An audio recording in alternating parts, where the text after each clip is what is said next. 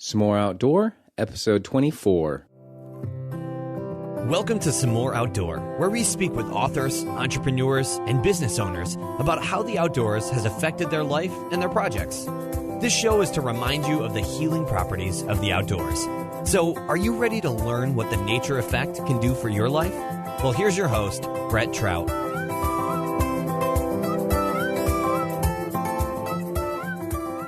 Hello, S'more Country. I'm your host and personal outdoor advocate, Brett Trout. And it's time to roast up your marshmallow, sit back, relax, and enjoy the treat I have for you on today's Campfire Chat. With me today is Alyssa Ravasio. Welcome to S'more Outdoor, Alyssa. Thank you, Brett. Thank you for having me. You're welcome, and thank you for being on. Alyssa is the founder and CEO of Hipcamp, a company that helps people discover and book amazing places to camp. Their mission is to get more people outside.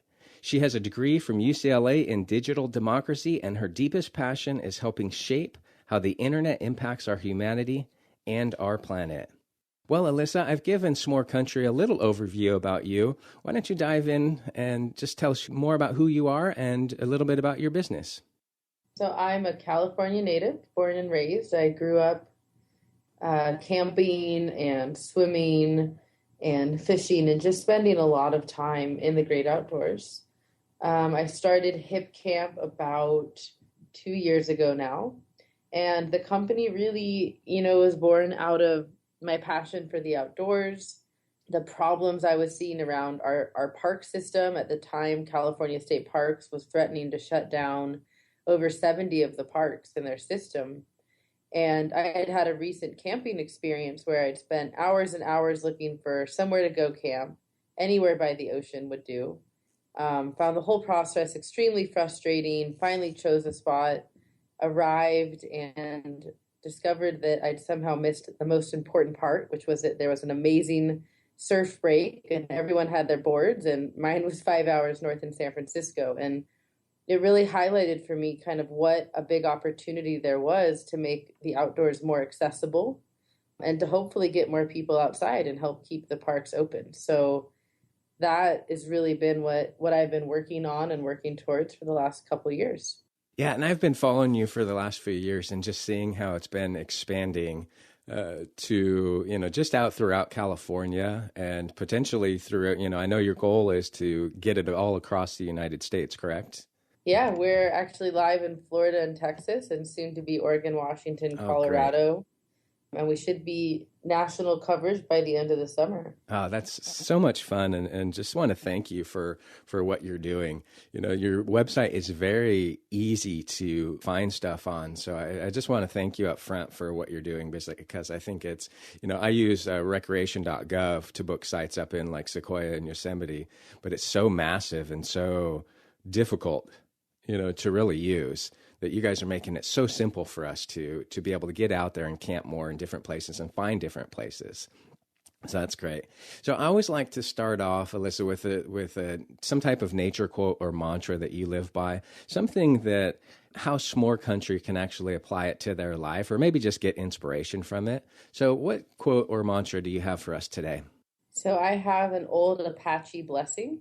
It's, may the sun bring you new energy by day. May the moon softly restore you by night. May the rain wash away your worries. May the breeze blow new strength into your being. May you walk gently through the world and know its beauty all the days of your life. I love that. And it just says so much, that we can all take from that. And I'll definitely have to go back and write all that down, to put in the show notes. But it's what a beautiful, beautiful blessing that you just put out there. So I always like in my shows, because my goal is to help people reconnect with nature and really start living with that childlike wonder that we used to have when we were kids, and bring that into our adult life. So can you share with us a story from your childhood about your experience in the outdoors, and really take us to that time in your life and tell us, how that had an impact on who you are today? I think I would have to take us to the ocean. And that's somewhere, growing up in California, we were very fortunate. The ocean's pretty close by, and we spend a lot of time there through the summers. But I remember one day in particular where the waves were quite big. And I grew up swimming, so I was a pretty strong swimmer and able to swim past the waves or duck under the waves. But I had one experience where I decided to kind of let the wave do what it wanted with me, and I wanted to know what that felt like. And so I let the wave kind of pick me up and then break with me right in the wave. And in surfing, we call that going over the falls, where you actually, as the wave's breaking, you go with the wave as it breaks and then down into the ocean. And it was really scary at first, but I was really, I guess, pleasantly surprised to find that, even though there was this big drop and I crashed into the ocean at the bottom of the wave, the water was very, very welcoming, and it kind of felt like being in a washing machine. You're getting jumbled every which way, and it was really fun and exciting, and there was a total just loss of control and feeling of connectedness with the rest of the ocean. And it was this really beautiful moment where I realized that the ocean and nature, it's really there for us to play with. I mean, we came from there. We are part of, this nature. And I think having this moment where something that seemed a little scary and something that I'd been avoiding by trying to swim over the waves actually was a really fun activity. And I think I spent the rest of the afternoon just letting the waves pick me up and slam me down into the ocean again and again. And I had so much fun. And I think growing up and having that experience and, lots of experiences like that has really shaped a fundamental belief I have, which is that, human and nature are really just one and the same. You see a lot around, man versus nature and survival stories. And, I think all of that's really a bit silly. To be honest, I think that there's just such a natural harmony between human and our planet and all of the other life forms here that I want to help more people see that and understand that and feel that. Well, what I love about that childhood memory. Now, how old were you? Do you remember? I was probably like 8 or 9. Like 8 or 9. Pretty young. Yeah. And so growing up in California, I grew up near Santa Barbara in Ojai, California, and we were really close to the ocean as well. So I understand that experience of getting pummeled in the waves sometimes, and sometimes it was fun, sometimes it was scary. But that tends to lead to, how you experience life. And not a lot of people get to experience what you and I have living on the coast. And I remember one time in college, one of my buddies, he was that was into surfing, because I never got into surfing, but he was into surfing, and he had just told me a story about how just sitting out on the surfboard was so peaceful out there, and how, looking back at, if this was in San Diego, looking back at the cliffs in San Diego and just thinking, gosh, I'm at the edge of the United States, man, this is so cool. And for him, it was like a really eye-opening thing, so I could hear his passion sharing that story with us. Now, I want to take you and our listeners to a time in their life when you had visited one of the most amazing places that you had ever been to. Take us to that time in your life and kind of give us an idea of how that also had an impact in your life. Sure. I think we'd have to go to Puerto Rico, where I currently am. And there's an island off the coast called Vieques. And Vieques is home to the world's brightest bioluminescent bay. For those of you that aren't familiar, bioluminescence occurs when essentially microorganisms that have absorbed sunlight throughout the day emit that sunlight in rapid bursts when movement occurs in the water. So I'd heard this, and it just sounded almost too magical to be true, right? I've always been told I've got an overactive imagination, and, maybe this bioluminescence wasn't even what it sounded like. I was imagining something that was far too out there and magical. And I think, arriving in Vieques, and so much anticipation. I traveled here to see this bay and, got on our tour and arrived at the bay. And that moment when we first hit the water and I saw the water around my kayak just start glowing like crazy, like millions of little explosions, and this just incredible glow that kind of looked, like if you've seen Avatar, for example, mm-hmm. The scenes in the nighttime forest are definitely inspired by this phenomenon, which is naturally occurring and happens also on planet Earth.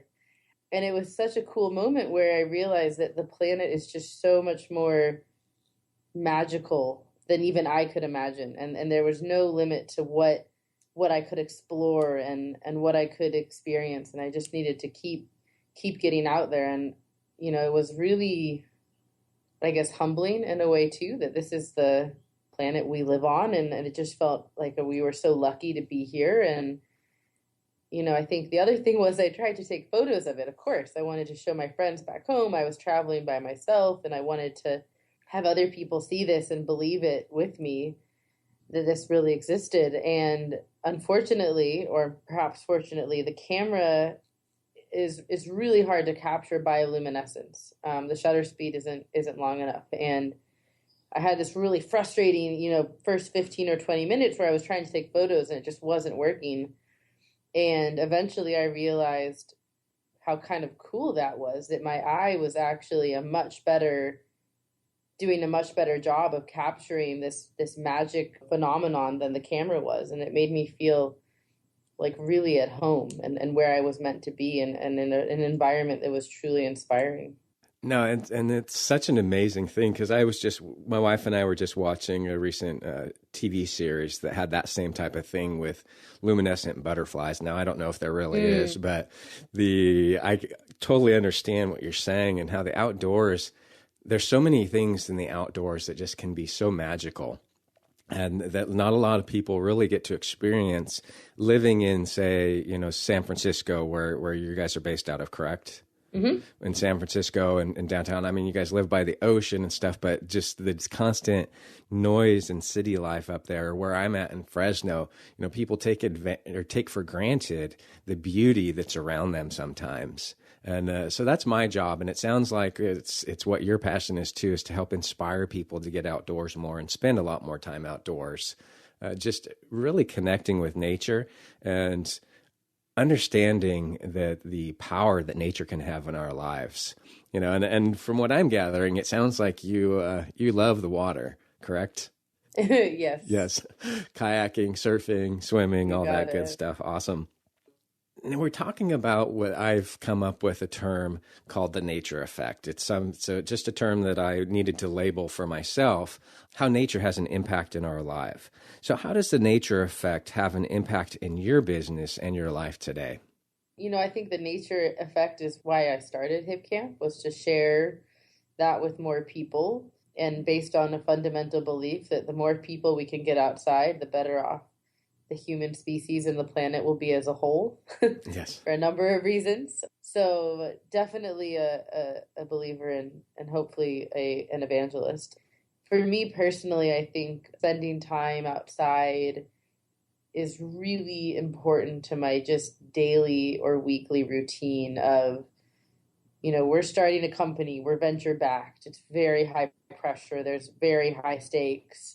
We're also trying to come across some really big companies that have been working with the government exclusively for a decade or more. And so we've got a really, high pressure kind of stressful situation. But when I get outside, surfing is my favorite, paddleboarding is my favorite. I also love to hike and do all sorts of things that really can completely change my mental state in addition to my physical state.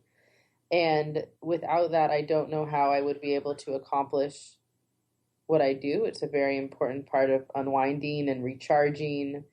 I absolutely love turning my phone off and having a day or two outside without any technology at all, ideally more if I can. I love going on overnight camping trips, on my own, and really just reconnecting with the greater, I guess, energy that's out there. Mm-hmm. Kind of plugging back into that. So, I think the benefits are absolutely mental in that they help clear your mind, help you reconnect with what's really important. I've had so many moments where I've been, really, really stressed or really, working crazy hours, and I get outdoors for a day or two, maybe even an afternoon, and it just all starts to make so much sense. Okay, this stuff doesn't matter. Here's what's important. Let's focus on that. Let's do a great job on that instead of trying to do everything. And that mental clarity, I think, is so key and something a lot of people have a hard time achieving. And nature is, in my opinion, the best way to get there. What's really interesting is they're actually now starting to prove all these crazy physical impacts it has as well. So I'm sure you're up on this research, but coming out of Japan, they're now showing this is actually something that will, in a very positive way, nature can impact your hormones and your cells on literally a protein level. And we're actually working with the Sierra Club on helping further that research as well, because I think that, anyone who's been outdoors knows what we're talking about. They felt this, and it's so important, and they naturally want to share it. But, once we get the science to prove it, I think everything will really change.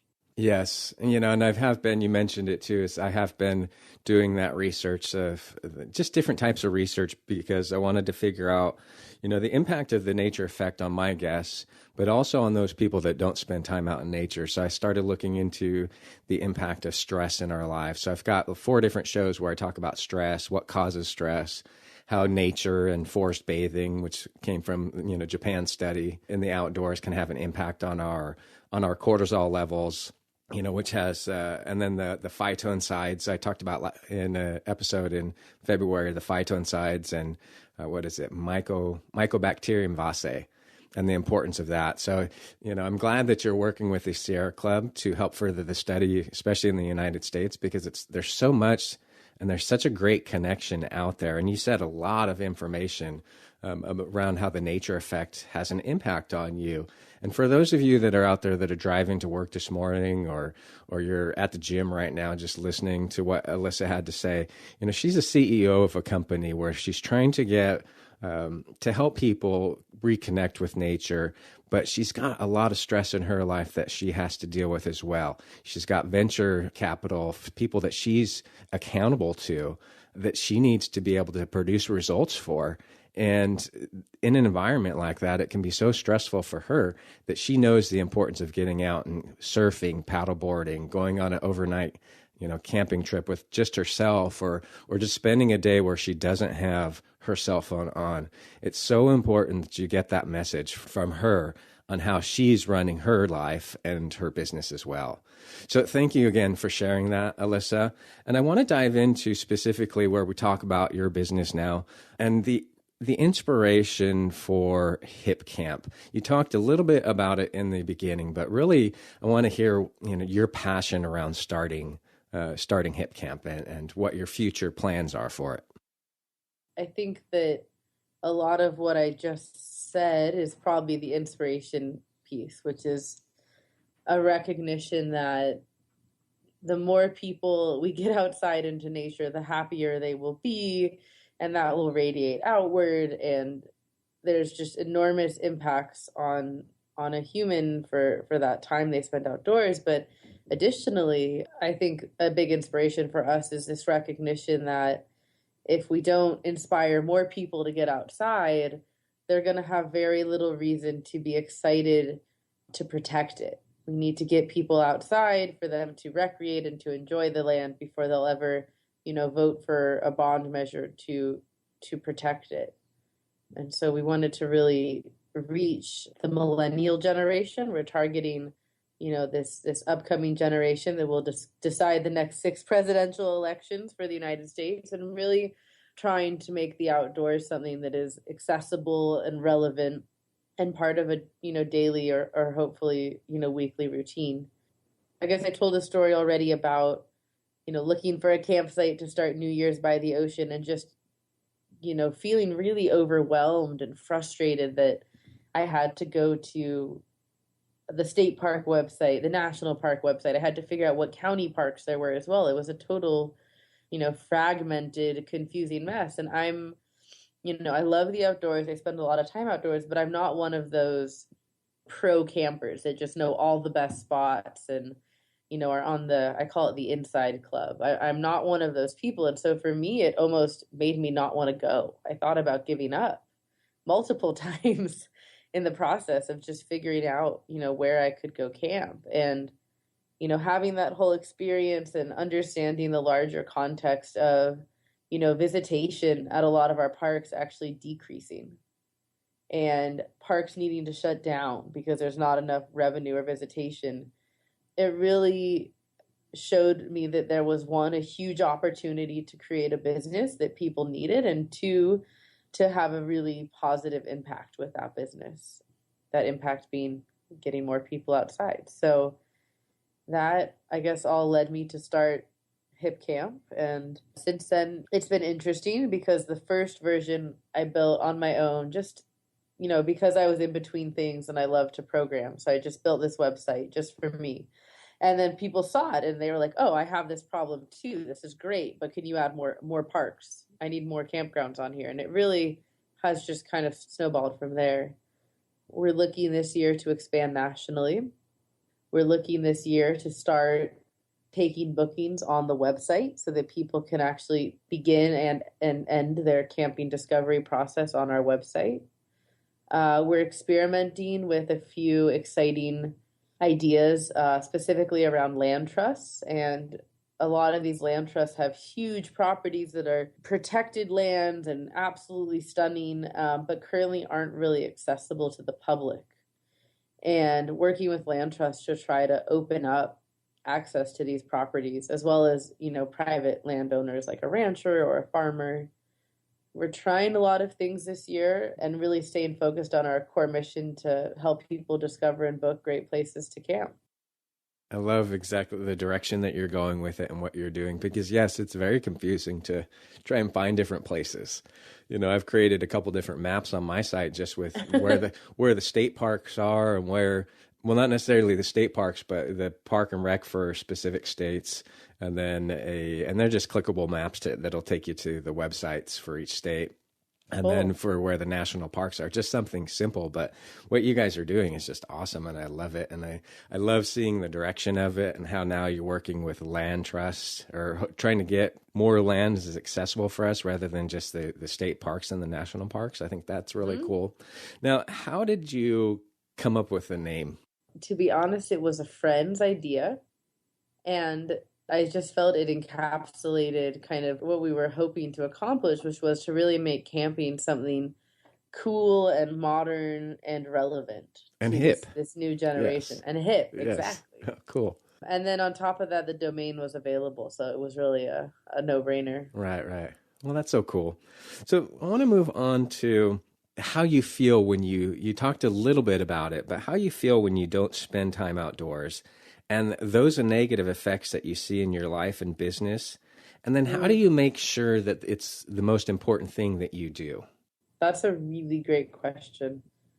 The negative effects I see, I would characterize as confusion, grumpiness, I guess an overall dissatisfaction with what my day is going to look and feel like. Kind of that feeling when you get out of bed and you're like, oh, I don't want to do all these things that I have to do today.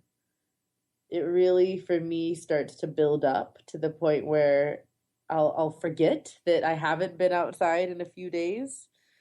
And, I've always got to come back to that and remember that is an essential part of, like I said, I really try to make it part of my daily routine. I'm fortunate because my office is located in a corner of San Francisco that actually has some open space. And so on a daily basis, I, at the very least, go for a walk in the trees. And that's so important just to, calm down and kind of center myself. It's something that I do my best not to skip. And, I think as a startup founder, there's so much of the culture that we're in is about how many hours are you working? You're staying at work till, 1 a.m., like good for you. And I think what's interesting is I've noticed that if I take an hour off or 2 or 3 hours off and go for a hike or go for a run or swim or surf, I gain those hours back in my efficiency after probably, twofold. It's really incredible that you do this calculation in your head and you say, I can't take an hour off. I don't have time. I need to get all this work done. But the reality is if you were to get outdoors and start to experience all of those amazing, mental and physical benefits we've talked about, when you come back to your work, you'll get more done in less time and it'll be higher quality and you'll be better at creative problem solving and strategic thinking. And it's really incredible to me. It surprises me on almost a weekly basis what a positive impact it can have. Yeah, and S'more Country, I hope that you got a lot out of that, because she's just really giving you some great information on how nature can have an impact in your life, and how the negative effects are currently affecting your life as well.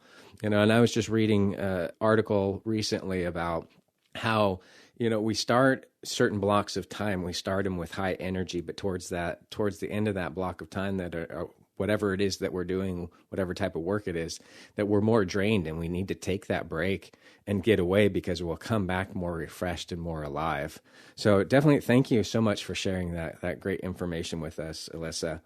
Now, can you share with our listeners, with S'more Country, one of your favorite places that you like to go and just get away and think? You spend a lot of time outdoors, but do you have a particular spot that you're attracted to, that is quick and easy for you when you're feeling frustrated or grumpy or just in generally overwhelmed? Absolutely. I have to say two. One's a national recreation area. So the Golden Gate National Rec area kind of surrounds my home and work, which is very fortunate. So I can get either to our park in the city, which is quite large. And even though it's not a wilderness area, it definitely makes you feel immersed in nature. Or over the Golden Gate Bridge, we actually have a huge amount of protected coast called the Marin Headlands. And roaming around there, hiking, surfing, paddleboarding is truly restorative. There's actually a great beach. One of my favorite things to do is, if it's been a really hard day, if I can, I'll get in the car right when I know the sun is going to set. So I'll try to time it so I get there right at the right moment, and then have a bonfire under the stars. And for me, fire, stars, and waves can pretty much fix anything. And I grew up on Mount Tamalpais, which is a nearby state park as well. So any chance to hike up there is really a quick and really restorative getaway. Well, thank you for sharing with us the fire, stars, and waves. I'll definitely have to remember that. In my research and in my studies and just connecting with other people and trying to figure out what they struggle with, and specifically around getting outdoors, the two main things that people had said were that they don't have the time, because they're working all day long or something, or because of the weather. It's too hot or it's too cold or something like that. So what's the best advice that you have for those who struggle to get outdoors because of their time or the weather? I would say my overall advice would be to become aware of your physiological state before and after, because I've noticed that if you really put a little extra attention on how you feel before you get outside and after, you're going to be far more motivated to do it again, because the impact is very, very positive. In terms of weather, I think trying something new is always a good suggestion, and something that can be fun. So, if it's really cold outside, I've grown a new love for snowshoeing. I think it's such a cool way to see the forest and to really be a quieter presence in the forest, and actually get a lot closer to birds and some wildlife. If it's too hot, get in the water. That's my favorite thing to do. So anything in the water. And in terms of time, I think, what I said before, I think if you don't think you have enough time to get outside, you almost certainly need to. And the time that you take away from, your work or your friends or your family to get outside, I think there's an element of trust, and this maybe comes back to keeping that awareness of how you feel before and after, but you will be, a better partner and a better parent and a more efficient employee or boss if you're taking the time to get outside. And I really believe that will, in the long run, save you time, because you won't get burnt out, because you'll be more creative. You'll have those moments where you find a creative solution to a problem you thought was going to take 5 hours to solve that will really only take 30 minutes. And I think that getting outdoors can really help you save time in a way, especially in the long run. S'more Country, you just heard some awesome information from Alyssa, and I don't normally write the answers out for this question on the show notes page, but I'll be putting this on there because a lot of people have been talking about making it a priority and just getting out and do it. and making it a part of their lives. But what you heard from Alyssa today was just so much in-depth information. Get out there and, figure out how you feel before. Think about how you feel before and afterwards. If it has to do with the weather, if it's too hot, go for a swim, sit by a river somewhere if you can. If it's too cold, just bundle up and start snowshoeing or something like that. There's so much information, so you can't make those an excuse anymore. Get out to what I like to call, and I stole this from the National Wildlife Federation. They talk about the green hour for kids, daily green hour. Mine is just like a weekly green hour. Get out there and just spend an hour. If that's all you can afford, just an hour a week to get out there and spend some time outdoors. So, Alyssa, I had such a great time listening to you share incredible information with S'more Country today, and to share what you're doing with Hipcamp. And a few things before I end off with a final question, but what can S'more Country and what is your hopes for people around the world that are listening to this podcast to really help do for you as far as getting the message out there? What would you like to share about that? What would you like us to do for you? I guess I would like you to get outside. Okay. First and foremost, I think that's incredibly important. And I would say support your parks, get connected with your local community and figure out how you can help, whether it's trail maintenance or just voting yes on a bond measure that'll help bring more outdoor areas to our societies. I think there's a lot of forces that really want to develop a lot of these open spaces, and we need people who are fighting to keep them open and a good place for really getting outside and connecting with nature. So those would be my two big ones. I would also ask that you check out hipcamp.com. We're currently live in Florida, Texas, California, and soon to be Oregon, Washington, and New York, with the rest of the country coming throughout the summer. So definitely check out the website. Let us know what you think. There's a feedback button. We're always looking for good feedback. And then finally, I would say, we've taken a really active role in advocating for open data in a lot of these contracts that the state and national park agencies are putting out to bid, to make sure that one private company can't essentially hold a monopoly on the information about our public spaces. And, definitely get involved at your local or state level if you see that issue come up, because that data in this world of information technology and the internet is really a public asset and should be treated as such. That was a lot of things. Sorry. That's okay. They can hit that back button on their the 15-second or 30-second back button on their podcast or in their player, whatever they're using to listen to this, because it is. But you've given a lot of great information today, and I hope people will just continue to listen to this episode after they listen to the first time, because there's so much great information in this. So I just want to thank you so much for being here today, and ask you to share some other, you shared some words there, but share some words of encouragement to S'more Country, those people that specifically are having a tough time in life and, just aren't using the outdoors as much as they need to. Share some words of encouragement for them, and then also a few other ways that S'more Country can connect with you.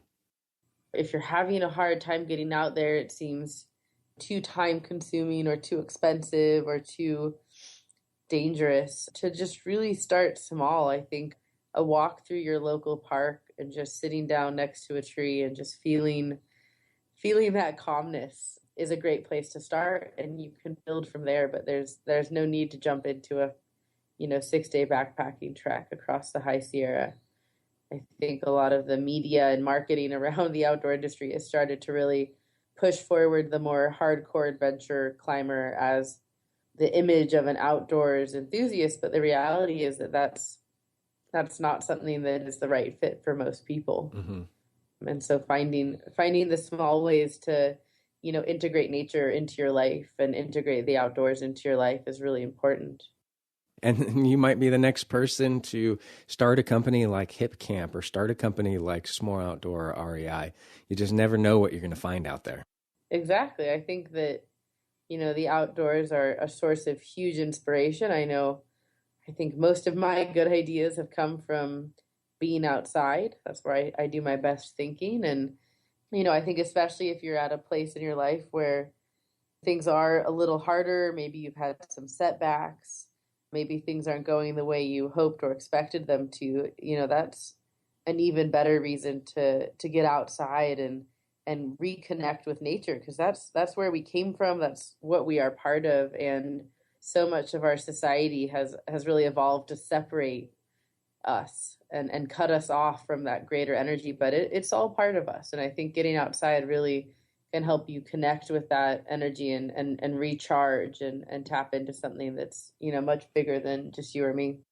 Awesome. And how can S'more Country connect with you? I'm on Twitter at Alyraz, that's ALYRAZ. And Hipcamp is at hipcamp.com, and also on Twitter at Hipcampers, so HIPCAMPERS. Awesome, Alyssa. Thank you so much for joining us again today on S'more Outdoor on this edition of the Campfire Chat, and really just to share your passion for the outdoors and how the outdoors and the nature effect has an impact in your life and business today. So thank you again so much for being here. Thank you so much for having me and all the great work you are doing as well. Well, we've come to the end of another episode of S'more Outdoor. I hope you had a blast today listening to Alyssa share her outdoor experiences and how the nature effect has an impact in her life. If you'd like to leave a comment for us, head on over to s'moreoutdoor.com and search for Alyssa. We'll be there to respond. If you know anyone who's struggling at work, maybe someone you know is just stressed and things aren't going well for them, I would be honored if you would tell them about S'more Outdoor. On every show notes page, there are buttons to share on your social media sites and one to email a copy of today's show. If the outdoors is a part of your life and you work in a traditional job, are an entrepreneur, own an outdoor business, or just really love talking about the outdoors and would like to be a guest on the show, head on over to the contact page on S'more Outdoor and send me a message. I hope Alyssa's story has inspired you to reconnect with nature and start living with childlike wonder again. Thank you for tuning in to the show that's changing lives around the world. Until next time, I challenge you to do something this week to get S'more Outdoor.